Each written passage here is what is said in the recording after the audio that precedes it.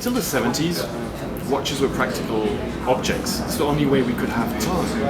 You had a dial, you had hands, and there was no electronics, no quartz, nothing which could give you time apart from that. So watches were that way because they needed to be. And then in the 70s we had quartz. And then we started having cell phones, electronics, time everywhere. And we continued creating mechanical movements. Why did we do that? Because they become works of art. Because the people who buy them cherish them, because they're craftsmanship, they're art. Now my question is, why do we keep on reproducing the same objects as 50 years ago when they're now pieces of art without any practicality? As an artist, I want to experiment with horology as a three-dimensional sculpture, as a mechanical piece of art.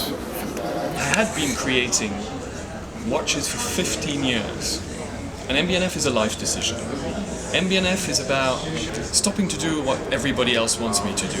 And what they wanted was always to create watches which would sell more, which would make more money, which would please more people. The bad news is, time flies. The good news is, you're the pilot. You can do whatever you want. I would like to do something I'm proud of. So I decided to create my little concept lab, which creates these three-dimensional mechanical sculptures. And most of what the inspiration comes from, basically comes from my childhood. But I didn't realize that until I started creating the pieces. I created a battle axe rotor, double-edged, which has never been seen before, because when I was 8 years old I used to run back home after school to see Grandizer. And Grandizer is this guy here, who's got a battle axe. He's the first transformer, 1979, the first Japanese transformer, and I was a kid of 12 years old.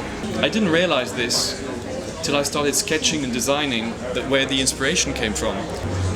Often you don't know where creativity comes from. You only realize once you've sketched, once you've designed, once you see your end product. And it's all about what made you dream when you were a kid. Because we lose our dreams when we become adults. We become so reasonable, we become so normal, that I wanted to recapture part of that. Most people, when they see what I do, the first time, it scares them. There's no reference. So your mind says, danger. This is not acceptable. This is not a watch. Real horology is about exquisite and extremely rare craftsmanship. There are very few people in Switzerland who can manage this level of craftsmanship, of finish, and of engineering.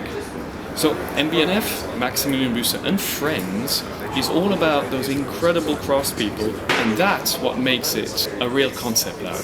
I just have the ideas, these incredible craftspeople make them come true.